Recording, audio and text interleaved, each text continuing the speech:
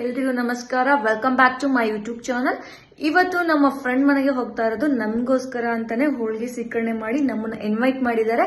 So ಅಲ್ಲಿ ಹೋಗ್ಬಿಟ್ಟು journey start ಮಾಡೋಣ. ಅವ್ರ ಮನೆ ಇರೋದು ಕೆಂಗೇರಿಯಲ್ಲಿ. ಸೊ ಅಲ್ಲಿ ಹೋಗ್ಬಿಟ್ಟು ಎಂಜಾಯ್ ಮಾಡೋಣ. ನೀವು ಕೂಡ ಎಂಜಾಯ್ ಮಾಡಿ ನನ್ನ ವಿಡಿಯೋಸ್ ನೋಡಿ. Thank you. ಇವನೇ ಬರ್ಡೇ ಬಾಯ್. ಮತ್ತು ಎತ್ಕೊಂಡಿದ್ದಾರಲ್ಲ ಅವರು ನನ್ನ ಫ್ರೆಂಡು, ಕ್ಲೋಸ್ ಫ್ರೆಂಡು. 15 ಇಯರ್ಸ್ ಮೇಲಾಯಿತು ನಮ್ಮ ರಿಲೇಷನ್ಶಿಪ್. ಹೀಗೆ ಇದೆ. ನಾವು ಚೈಲ್ಡ್ಹುಡ್ ಫ್ರೆಂಡ್ಸ್ ಕೂಡ ಹೌದು. ಚೈಲ್ಡ್ಹುಡ್ ಫ್ರೆಂಡ್ಸ್ ಇದ್ದಾಗ ಹೇಗಿದ್ವೋ ಅದೇ ಥರ ಬಾಂಡಿಂಗ್ ಈಗಲೂ ಕೂಡ ಹಾಗೇ ಇದೆ. ನಮ್ಮ ಫ್ರೆಂಡ್ಶಿಪ್ ಮೇಲೆ ಯಾವುದೇ ಕೆಟ್ಟ ಕಣ್ಣು ಬೀಳದೇ ಇರಲಿ ಅಂತ ನಾನು ದೇವ್ರ ಹತ್ರ ಯಾವಾಗಲೂ ಬೇಡ್ಕೊತೀನಿ. ಇವರಿದ್ದಾರಲ್ವ ನನ್ನ ಫ್ರೆಂಡ್ನ ಅತ್ತಿಗೆ, ಮತ್ತು ಅವಳು ನನ್ನ ಫ್ರೆಂಡ್ ಮಗಳು. ಹಾಗೆ ನನ್ನ ಫ್ರೆಂಡ್ ಮಗಂದು ಬರ್ಡೇ ಇತ್ತು. ಬರ್ಡೇಗೆಲ್ಲ ಡೆಕೋರೇಷನ್ ಕೂಡ ನಾನು, ನಮ್ಮ ಮನೆಯವರು ಮತ್ತು ನನ್ನ ಫ್ರೆಂಡ್ ರಿಲೇಷನ್ಸು ಕೂಡ ಎಲ್ಲರೂ ಸೇರಿಬಿಟ್ಟು ಡೆಕೋರೇಷನ್ ಮಾಡಿದ್ವಿ. ಕೊನೆಗೆ ಡೆಕೋರೇಷನ್ ಕೂಡ ಕಂಪ್ಲೀಟ್ ಆಗಿದೆ. ಡೆಕೋರೇಷನ್ ಎಲ್ಲ ಮಾಡಾಯಿತು. ಫೈನಲ್ ಆಗಿ ಕೇಕ್ ಕಟ್ ಮಾಡಬೇಕಲ್ಲ. ಸೊ ಧನ್ವಿತ್ಗೆ ಅಂದರೆ ನನ್ನ ಫ್ರೆಂಡ್ ಮಗಂಗೆ ಏನನ್ಸುತ್ತೆ ಅಂದರೆ ಕೇಕ್ ಕಟ್ ಮಾಡೋದಕ್ಕಿಂತ ಹೆಚ್ಚಾಗಿ ಕೇಕ್ ಯಾವಾಗ ತಿಂತೀನೋ ಅನ್ನೋ ಅಷ್ಟು ಕಾತುರ ಅವನಿಗಿತ್ತು. ಸಣ್ಣ ಮಕ್ಕಳು ಅಂದರೆ ಹಾಗೆ ಅಲ್ವಾ, ಯಾವಾಗ ತಿಂತೀನೋ ಯಾವಾಗ ಖಾಲಿ ಮಾಡ್ತೀನೋ ಅನ್ನೋ ಕುತೂಹಲ ಅವನಿಗಿತ್ತು. ಕೊನೆಗೂ ಸೆಲೆಬ್ರೇಷನ್ ಮಾಡಿದ್ವಿ. ಮಕ್ಕಳನ್ನು ಸಂಭಾಳಿಸೋದು ಅಷ್ಟು ಸುಲಭನೇ ಅಲ್ಲ. ಫೈನಲ್ ಆಗಿ ಧನ್ವಿತ್ ಕೇಕ್ ಕಟ್ ಮಾಡ್ದ. ಅವನಂತೂ ಕೇಕ್ನೇ ನೋಡ್ತಾ ಇದ್ದಾನೆ. ಧನ್ವಿತ್ ಆಟ ಆಡೋದು ನೋಡಿಬಿಟ್ಟು ನನಗೂ ಕೂಡ ಆಡಬೇಕು ಅಂತ ಅನ್ನಿಸ್ತು. ಸೊ ನಾನು ನನ್ನ ಚೈಲ್ಡ್ಹುಡ್ಡನ್ನು ನೆನಪು ಮಾಡ್ಕೊತ ನಾನು ಕೂಡ ಇದನ್ನು ಆಟನ ಎಂಜಾಯ್ ಮಾಡ್ಕೊತ ಫನ್ ಮಾಡ್ಕೊತ ಎಂಜಾಯ್ ಮಾಡಿದ್ವಿ. ಹಾಗೆ ಧನ್ವಿತ್ ಹೆಂಗೆ ಮಾಡ್ತಾನೋ ನಾನು ಕೂಡ ಅವನ ಜೊತೆಗೆ ಅದೇ ಥರನೇ ಆ್ಯಕ್ಟಿಂಗ್ ಮಾಡ್ಕೊತ ಟೈಮ್ ಹೋಗಿದ್ದೆ ಗೊತ್ತಾಗಲಿಲ್ಲ. ನೆಕ್ಸ್ಟ್ ಡ್ಯಾನ್ಸ್ ಕಾಂಪಿಟೇಷನ್ ಅಂತ ಹೇಳಿದ್ರು. ಸೊ ಹುಚ್ಚ ಬಚ್ಚ ನಮ್ಮ ಪಾಡಿನ ಕುಣಿದ್ವಿ.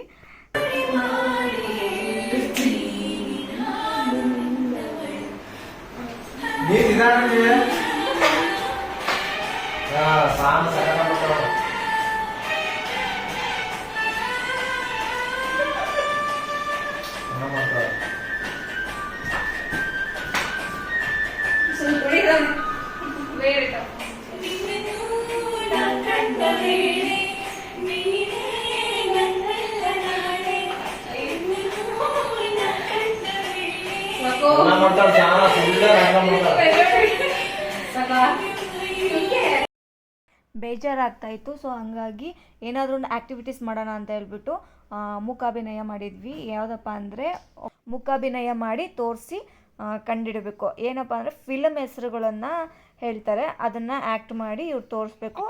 ಅವ್ರ ಕಪಲ್ಸು ಆನ್ಸರ್ ಮಾಡಬೇಕು. ನೆಕ್ಸ್ಟ್ ಟಾಪಿಕ್ ಬಂದುಬಿಟ್ಟು ಒಬ್ಬೊಬ್ರದ್ದೇ ಅಭಿಪ್ರಾಯಗಳನ್ನು ತಿಳ್ಕೊಂತ ಹೋಗೋದು. ಹಾಯ್ ತೇಜು. ಹಾಯ್. ಏನು ಮಾಡ್ಕೊಂಡಿರೋದು ನೀನು ಇವಾಗ? ಬಿಕಾಮ್ ಮಾಡಿಕೊಂಡು ಬ್ಯಾಂಕಲ್ಲಿ ವರ್ಕ್ ಮಾಡ್ತಾ ಇದ್ದೀನಿ. ಎಲ್ಲಿ? Ujjivan small finance bank. ಸ್ವಲ್ಪ ಅದ್ರ ಬಗ್ಗೆ ಡೀಟೇಲ್ಸ್ ಆಗಿ ಹೇಳ್ತೀಯಾ? ನಂದು ಬಂದು micro banking. As of IL ಮತ್ತು GL ಅಲ್ಲಿ more than 6 crore or 60 sometime month end in words 2 times ಆಗುತ್ತೆ. ಅದು ಬಂದು ಟ್ರಾನ್ಸಾಕ್ಷನ್ ಆನ್ ಸೇಲ್ಸ್ ಅದು ಗೊತ್ತಾಗಲ್ಲ ಹೇಗಾಗುತ್ತೆ, ಅಷ್ಟು ಮಾತ್ರನೇ ಆಗೋದು. ಆಮೇಲೆ ನಮಗೆ ಗೊತ್ತಿರೋ ಪ್ರಕಾರ ಬ್ಯಾಂಕಲ್ಲಿ 10ಗಿಂತ 4:30ವರೆಗೂ ಇರುತ್ತೆ. ಸೊ ಆಫ್ಟರ್ 4:30 ಆದಮೇಲೆ ನೀವೇನು ವರ್ಕ್ ಮಾಡ್ತೀರಾ? ಸ್ವಲ್ಪ 4:30 ಕಸ್ಟಮರ್ ಬಂದಾಗ ರಿಕ್ವೆಸ್ಟ್ ತೊಗೊಂಡಿರ್ತಾರೆ ಅಲ್ವಾ, ಅದನ್ನೆಲ್ಲ ಪ್ರೋಸೆಸ್ ಮಾಡೋದೇ 4:30 ಆದಮೇಲೆ. ಕಸ್ಟಮರ್ ಬಂದಾಗ ಅವ್ರನ್ನ ಅಲ್ಲಿ ಪ್ರೋಸೆಸ್ ಆಗೋವರೆಗೂ ಕೂರಿಸ್ಕೊಳ್ಳೋದಕ್ಕಾಗಲ್ವಲ್ಲ. ಸೊ ಪ್ರೋಸೆಸಿಗೆ ತೊಗೊಂಡು ಅದೇ ನೆಕ್ಸ್ಟ್ SRIs ಮಾಡಬೇಕು. ಅದು ಯಾವಾಗ ಆಗುತ್ತೆ, ನೆಕ್ಸ್ಟ್ ಪ್ರೊಸೀಜರ್ ಸ್ಟಾರ್ಟ್ ಆಗೋದೇ 4:30 ಮೇಲೆ. ಬ್ಯಾಕ್ ಆ್ಯಂಡ್ ಅವ್ರು ಬ್ರಾಂಚಲ್ಲಿ ಇರೋರು ಕೂಡ they are living verse 7 o'clock 8 o'clock. Hi ಅಣ್ಣ. ನಾನು ಕ್ವಶನ್ ಕೇಳ್ತೀನಿ, ಅದಕ್ಕೆ ಆನ್ಸರ್ ಮಾಡಬೇಕು. ಹೊಸ್ದಾಗಿ ಮದುವೆ ಆಗಿದೆಯಲ್ಲ, ಸೊ ಇನ್ನು ಹೊಸ್ದಾಗಿ ಮದುವೆ ಆಗ್ತಾರಲ್ಲ, ಅವ್ರಿಗೆ ಏನು ಟಿಪ್ಸ್ ಕೊಡೋಕೆ ಇಷ್ಟಪಡ್ತೀರಾ? Life is beautiful after marriage. ಸ್ವಲ್ಪ ನಮಗಿಂತ ಎಕ್ಸ್ಪೀರಿಯನ್ಸ್ಡ್ ಇರೋರಲ್ವಾ ನೀವು, ಹಂಗಾಗಿ ಅರೇಂಜ್ ಮ್ಯಾರೇಜ್ ಬೆಟರ, ಲವ್ ಮ್ಯಾರೇಜ್ ಬೆಟರ? ಎರಡು ಬೆಟ್ರನೇ. ಯಾವ್ದು ಒಳ್ಳೇದಲ್ಲ, ಯಾವ್ದು ಕೆಟ್ಟದಲ್ಲ. ಹಂಗಂತ ಅಂದ್ರೆ ಈಗ ಲವ್ ಮಾಡೋದು ಹೆಂಗೆ, ಒಬ್ರನ್ನೊಬ್ರು ಅರ್ಥ ಮಾಡ್ಕೊಂಡಿರ್ತಾರೆ. ಸೊ ಕೆಲವು ಹೆಣ್ಮಕ್ಳು ಏನ್ ಮಾಡ್ತಾರೆ ಅಂದ್ರೆ ಅವ್ನ ಬಗ್ಗೆ ಗೊತ್ತಿರಲ್ಲ, ಗೊತ್ತಿಲ್ಲದೆ ಅವನ್ನ ಲವ್ ಮಾಡೋದು ತಪ್ಪು. ಅವ್ನ ಬ್ಯಾಕ್ ಗ್ರೌಂಡ್ ತಿಳ್ಕೊಂಡು ಅವ್ನ ಮನೆತನ ತಿಳ್ಕೊಂಡು ಲವ್ ಮಾಡಿದ್ರೆ ವೆರಿ ಗುಡ್. ಇನ್ನು ಅರೇಂಜ್ ಮ್ಯಾರೇಜ್ ಅಂತ ಬಂದ್ರು ಅಷ್ಟೇ, ಅಲ್ಲೂ ನೀನು ಅರೇಂಜ್ ಮಾಡ್ಕೊಂಡ್ರೆ ಸುಖವಾಗಿರ್ತಾನೆ ಅಂತ ಹೇಳೋದೆಲ್ಲ ಸುಳ್ಳು. ಅಲ್ಲೂ ಅಷ್ಟೇ ಅವ್ರ ಮನೆತನ ಆಗಿರ್ಬೋದು, ಅವನ ಬ್ಯಾಕ್ ಗ್ರೌಂಡ್ ಆಗಿರ್ಬೋದು, ಅವ್ನು ಯಾವ ತರ ಇದಾನೆ, ಅವನ ಪರಿಸ್ಥಿತಿ ಏನು ಅಂತ ತಿಳ್ಕೊಂಡು ಮದ್ವೆ ಆದ್ರೆ ವೆರಿ ಗುಡ್. ಅಂದ್ರೆ ಅರೇಂಜ್ ಲವ್ ಅದು ಡಿಪೆಂಡ್ಸ್ ಬರಲ್ಲ, ಡಿಪೆಂಡ್ ಆಗಲ್ಲ, ಡಿಪೆಂಡ್ಸ್ ಅಪಾನ್ ನೀವು ಆ ಹುಡುಗ ಹೆಂಗಿದಾನೆ ಅನ್ನೋ ತಿಳ್ಕೊಂಡು ಮದುವೆ ಮಾಡ್ಕೊಂಡ್ರೆ everything is good. Thank you. Okay. ಮದ್ವೆ ಆದ್ಮೇಲೆ ನಿನ್ ಲೈಫಲ್ಲಿ ಆದಂತಹ ಚೇಂಜಸ್ ಏನು? ಚೇಂಜಸ್ ಅಂದ್ರೆ ಲವ್ ಮಾಡಕ್ರೆ ಡಿಸ್ಟೆನ್ಸ್ ಅಲ್ಲಿ ದೂರ ಇದ್ವಿ, ಈಗ ಹತ್ರ ಬಂದಾಗ ಎಲ್ಲದನ್ನೂ ಕಂಟ್ರೋಲ್ ಮಾಡಕ್ಕಂದ್ರೆ ಫ್ರೆಂಡ್ಸ್ ಮೇನ್ ಆಕ್ಚುಲಿ. ಅಂದ್ರೆ ಮೇನು ಅಂದ್ರೆ ಇಲ್ಲಿ ಇಂಪಾರ್ಟೆಂಟ್ ಆಗಿ ನಾವು ಫ್ಯಾಮಿಲಿಗೆ ಟೈಮ್ಸ್ ಕೊಡ್ಬೇಕಾರೆ ಈಗ ಒಬ್ಬರೇ ಇರ್ತಾರೆ ವೈಫು, ಸೊ ಬಿಟ್ಟು ಹೋಗಕ್ಕಾಗಲ್ಲ, ಫ್ರೆಂಡ್ಸ್ ಎಲ್ಲ ತರ ಇರ್ತಾರೆ, ಯಾವಾಗಲೂ ಮೀಟ್ ಹಾಕಲ್ಲ. ಏನೋ ವೈಫ್ ಅಲ್ಲಿ ಇಲ್ಲಿ ಹೋದಾಗ ಕದ್ದು ಮುಚ್ಚಿ ನಾವು ಫ್ರೆಂಡ್ಸ್ ಮೀಟ್ ಹಾಕೋಬೇಕು ಅಷ್ಟೇ.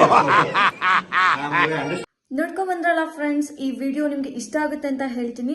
ದಯವಿಟ್ಟು ಶೇರ್ ಮಾಡಿ, ಸಬ್ಸ್ಕ್ರೈಬ್ ಮಾಡಿ ಅಂತ ಕೇಳ್ಕೊತೀನಿ. ಮತ್ತೆ ಯಾರೆಲ್ಲ ನಿಮ್ಮ ಫ್ರೆಂಡ್ಸನ್ನು ಮಿಸ್ ಮಾಡ್ಕೊತಿರೋ ದಯವಿಟ್ಟು ಮೀಟ್ ಆಗಿ ನಿಮ್ಮ ಬಾಲ್ಯದ ನೆನಪುಗಳನ್ನು ಮೆಲ್ಕಾಡಿಸ್ಕೊತಾ ಇರಿ ಅಂತ ಹೇಳ್ತೀನಿ. ಯಾರಿಗೆಲ್ಲ ಇದು ತುಂಬ ಇಷ್ಟ ಆದರೆ ದಯವಿಟ್ಟು ಕಮೆಂಟ್ ಬಾಕ್ಸಲ್ಲಿ ತಿಳಿಸಿ. Thank you.